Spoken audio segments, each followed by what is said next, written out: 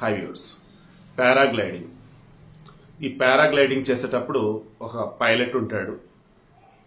దానికి మన ముందున్నటువంటి ఎవరైతే ఉంటారు, అంటే నేను పారాగ్లైడింగ్ చేస్తున్నా, నేను ఒక్కడే కాకుండా నా వెనకాల మరలా పైలట్ ఉంటాడు, ఎక్స్పర్ట్, లైసెన్స్ ఉన్న వాళ్ళే ఉంటారు.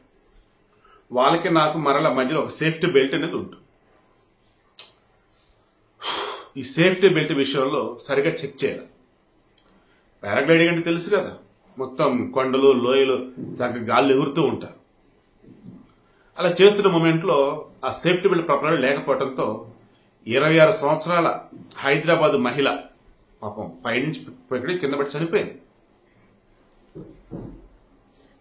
హిమాచల్ ప్రదేశ్ లో కులు ప్రాంతంలో ఈ పారాగ్లైడింగ్ స్పాట్ కి ఆమె వెళ్ళింది. పారాగ్లైడింగ్ కేంద్రం ఏదైతే ఉందో దానికి లైసెన్స్ ఉంది, ఎక్విప్మెంట్ అవన్నీ కరెక్ట్ గా ఉన్నాయి, ఈ పైలట్ కి లైసెన్స్ ఉంది, క్లైమేట్ కరెక్ట్ గా ఉంది. ఎందుకంటే అక్కడ పర్యాటక అధికారి సునయన శర్మ వచ్చేసి క్లియర్ గా చెప్పున్నారు, వీటి అన్ని లైసెన్స్లు ఉన్నాయండి అండ్ క్లైమేట్ అంతా కరెక్ట్ గానే ఉందండి. ఓన్లీ జరిగిన ప్రమాదం ఏదైతే ఉందో అది మానవ తప్పిదం. పారాగ్లైడింగ్ కి ఇంకా వెళ్ళటానికి ముందు safety belt each and everything correct గా మొత్తం చెక్ చేసుకోవాలి.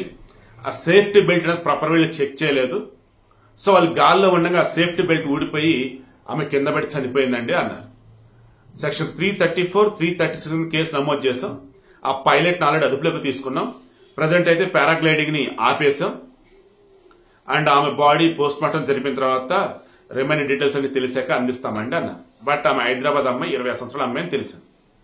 పాపం ఎవరి ఫ్యామిలీ నుంచి వెళ్ళిందో ఏంటో గానీ పాపం ఇప్పుడు వాళ్ళంతా బాధపడతామని తట్టుకోలేని బాధ.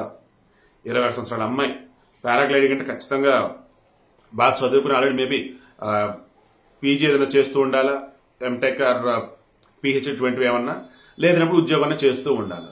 ఫ్యామిలీతో వెళ్ళిందో లేదంటే ఒక్కతో వెళ్ళిందో ఇంకా డీటెయిల్స్ కూడా తెలియదు. బట్ హైదరాబాద్ అమ్మాయి, 26 సంవత్సరాల అమ్మాయి.